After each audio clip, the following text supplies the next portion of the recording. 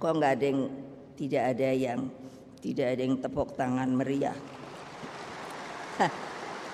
Mungkin karena tidak begitu mengerti. Nanti boleh tanya lebih lanjut sama ibu. Karena ibu saja ini sekarang ini bukan batuk pilek, ini alergi debu dan keadaan polusi yang seperti itu. Kelima, kebijakan fiskal melalui instrumen pajak dan tarif.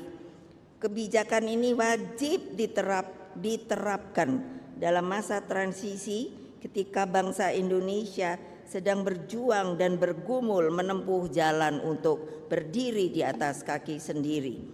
Instrumen tarif ini diterapkan secara kompetitif guna memberikan stimulus bagi riset inovasi dan peningkatan produksi nasional.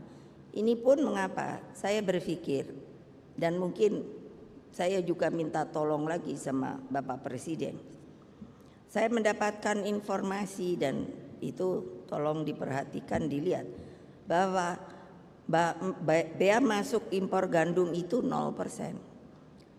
Saya bukannya anti gandum, saya juga senang hamburger, mie. Namun mengingat gandum tadi telah saya terangkan tidak bisa ditanam di sini guna mengurangi ketergantungannya. Bukankah kita memiliki 10 sumber pangan lainnya, yaitu hanjali, jagung, pisang, porang, sagu, singkong, sorghum, sukun, talas, dan ubi jalar yang tentunya kalau diolah dan di backup oleh Badan Riset Inovasi Nasional kita ini bisa mensubstitusi gandum. Sekiranya bea masuk bisa diterapkan dalam masa transisi, maka dana yang ada bisa dipergunakan juga untuk menambah biaya riset terhadap produk substitusi gandum. Setuju apa enggak toh?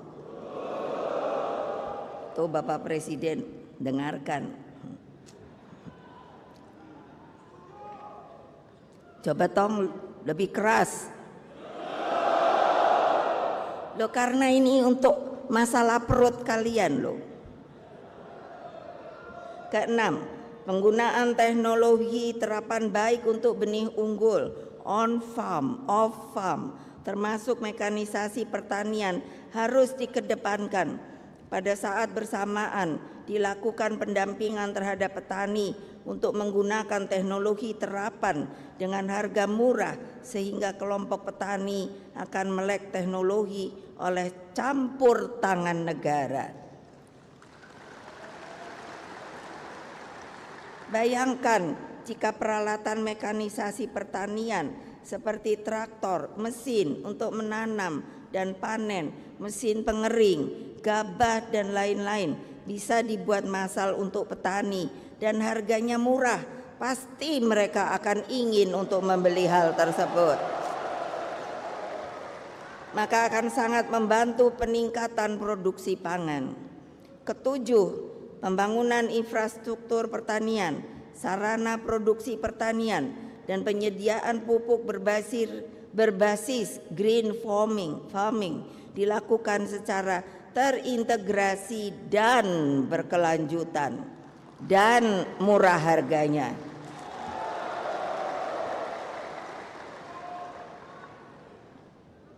Iya kan? Iya kan? Iya kan? Sip. Kedelapan, pentingnya konsolidasi kebijakan pemerintah pusat dan daerah, termasuk reformasi birokrasi berbasis kinerja, ditinjau dari peningkatan produksi pangan dan diversifikasi pangan untuk rakyat. Ternyata bukan karena saya putrinya, nanti selalu dihubungkan, oh tentu saja Ibu Mega adalah anaknya Bung Karno. Betul, saya anaknya Bung Karno. Saya toh enggak bisa bilang kalau saya anaknya si Badu. Betul apa tidak? Nah, kenapa? Beliau memang visioner. Visioner tuh pikirannya ke depan, jauh sampai di sana. Tadi kan ada itu ada jembatan. Pasti ada yang nanya, kenapa pakai warna kuning ya? Itu sebetulnya terinspirasi ketika Bung Karno mengatakan, untuk apa kita merdeka? Ayo, untuk apa kita merdeka? Untuk apa kita merdeka? Beliau sendiri mengatakan, karena sebetulnya kemerdekaan itu bukan saat sekarang. Kemerdekaan itu adalah suatu jembatan emas ke depan yang harus diolah oleh siapa? Bangsa Indonesia sendiri.